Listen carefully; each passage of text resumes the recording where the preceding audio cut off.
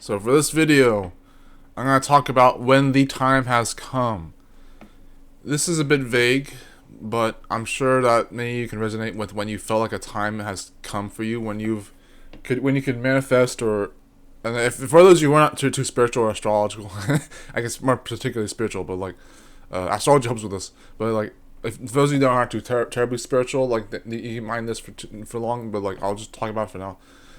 When you can manifest or actually like feel that inhibition where it's like, okay, the feeling that you know that something's about to happen in your life every once in a while, where you haven't necessarily hit a milestone, although you may very well have, coincidentally, but when you have that feeling that something's about to change, and you can just feel it in your gut, you're like, it doesn't have to be for better or for worse, but just something in particular will change, and it's a feeling that comes along every once in a while, and it doesn't have to spark that moment of when the time has come, but when you actually feel that way, you generally could push in a positive light, obviously, even if it's bad, but you know when something's about to change. You can usually tell in your surroundings as well, not just feeling it. But like in your surroundings, if you know that certain things are pulling away from you, and again, this pulls into astrology and spirituality in a sense, but like when you feel that things are pulling away from you, they're getting away from your energy.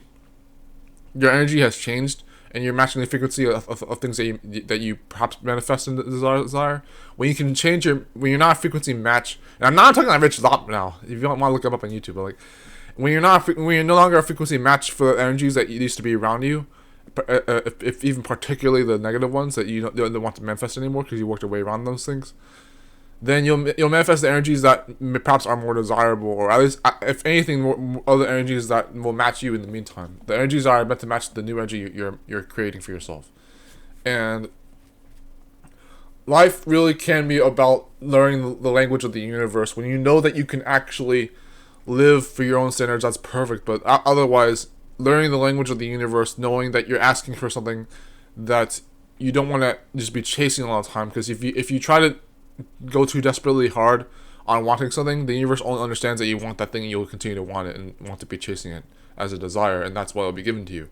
If, however, you keep chasing something by knowing that it was actually, well, not even in that sense, but like when you actually go for something that you have the homesteading perspective, that in, I guess, yeah, like a gardening farmer, like when you have that perspective that you are within that hemisphere of owning that energy and feeling that it's already with you. And I guess that could be law of assumption, law of attraction. I hope that's not too shallow at that point, but it's when you feel like you already harness that energy, the universe understands that you actually already are there, but that the right way to approach that is to give you that energy.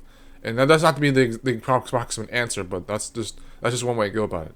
Understanding the language of the universe, or even the love languages of the people around us, maybe irrelevant, but for when the time has come for something to happen, you do actually have a way to know for sure that something's about to change, and even that doesn't have to be too precise, but it's like when things have changed around us that we didn't expect, we were like, oh well, of course that's going to happen. I mean, not to only be pessimistic, but just sometimes we know when things about to change, but when you can feel the energy without knowing for sure where it is, that's a beautiful thing. And I also understand that the people who manifest the energies around them, whether they believe it or not, they're actually a frequency match for where they are and how they feel.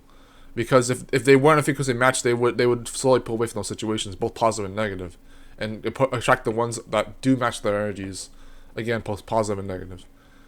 You're going to know for yourself that you actually have things that you could probably attract in your life sooner than you expect to. Don't be disappointed too much, even if it's farther away than you expect to either, because it's also that it may need more.